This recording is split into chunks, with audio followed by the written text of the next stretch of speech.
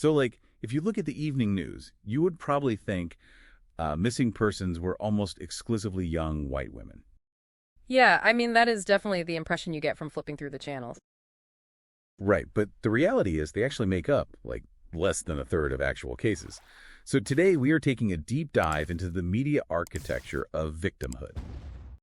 And using FBI data, sociological research, and, current news reports, our mission here is to really uncover those systemic biases that dictate how the global news ecosystem actually values human life. Exactly. Okay, let's unpack this. We're looking at a framework that journalist Gwen Ifill first called Missing White Women Syndrome back in 2004. Right, and what's fascinating here is just how completely the data contradicts the headlines. I mean, less than a third of missing person cases involve white women, yet they command nearly half of all media coverage. It is a massive demographic mismatch that literally decides, who gets a rescue party and who basically just gets ignored.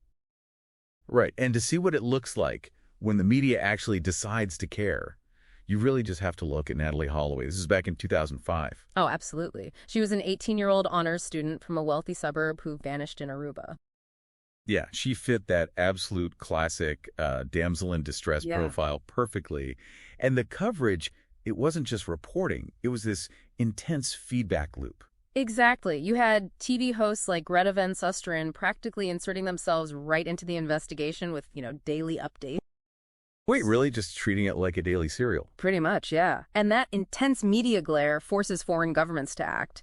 I mean, during the initial search, the Aruban government actually gave thousands of civil servants the day off just to look for her. Thousands of people. That is wild. It is. And the Dutch military even deployed 50 Marines to comb the shoreline. The media saturation essentially functioned as a political lever to command massive international resources. Wow. It is like the media has this massive national megaphone, but the batteries are only put in for one specific demographic, leaving, everyone else in the dark. That is a really great way to put it. But why? Why is this specific, historically rooted image of innocence so weaponized that it can literally deploy foreign militaries? Well, to understand the mechanics of that, you have to look back to the Reconstruction era in the American South. The image of the vulnerable white female victim was actively utilized by political leaders. Utilized how, exactly? It was used as a unifying call to action, mainly to justify systemic control and violence against black men.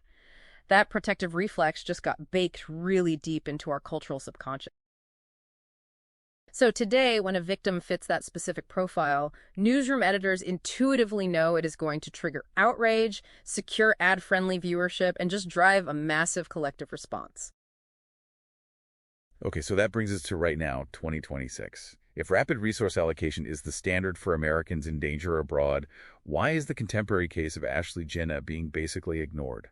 Right. She is a black influencer who promotes a luxury soft life aesthetic, and she died under highly suspicious circumstances in Tanzania just days ago. And the contrast in coverage couldn't be sharper. Not at all. I mean, Tanzanian authorities quickly suggested suicide by hanging, but her family vehemently disputes this. They point to her joyful state of mind and, well, a brand new engagement.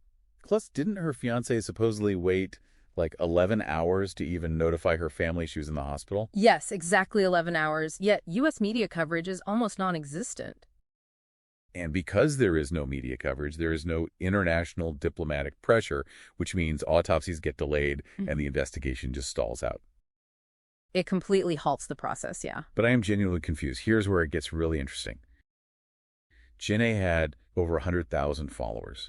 She lived an incredibly visual, Instagram-ready life. Very vibrant pictures, celebrating her 31st birthday, all of it. Right. And do media companies not absolutely love clicks? Why do they ignore a ready-made audience that usually fuels a media frenzy? Are they using her non-traditional influencer status against her? Well, if we connect this to the bigger picture, it really comes down to respectability politics in the newsroom. It means editors are always looking for the perfect, controversy-free victim. When a black woman has a non-traditional career, like a soft life influencer, biased media frameworks use that to imply she somehow took on inherent risk.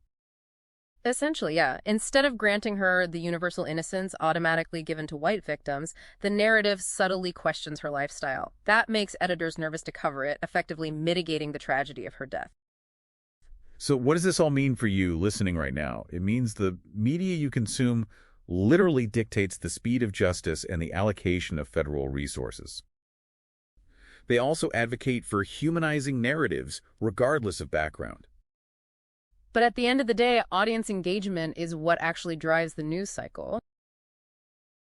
Exactly. Which leaves you with an important question to mull over. We know from the data that posts about white victims consistently receive more clicks, and modern social media algorithms are trained to push whatever gets the highest historical engagement. So, are our own scrolling habits teaching the next generation of digital media to be even more discriminatory?